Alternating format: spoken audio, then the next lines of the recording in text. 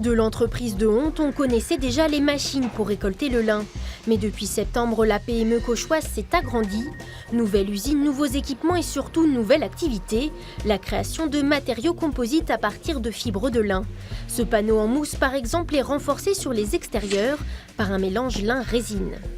Ce qui est innovant, c'est qu'on intègre des matériaux biosourcés sur ces panneaux-là, donc ça permet de gagner du poids en fait, sur le panneau complet, d'avoir aussi des avantages en termes de propriétés d'isolation thermique, par exemple, ou phonique. La fibre de lin, une matière d'avenir.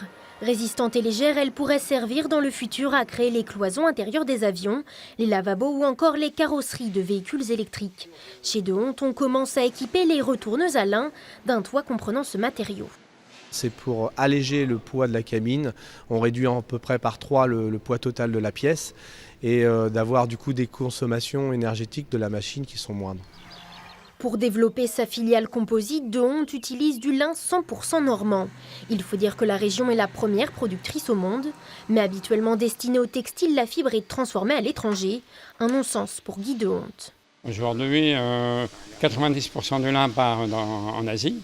Il était important de ramener une valeur ajoutée ici en France, en étant les premiers producteurs mondiaux du lin, et c'était nécessaire. Il ne faut pas oublier que le lin, c'est la seule fibre naturelle produite en Europe.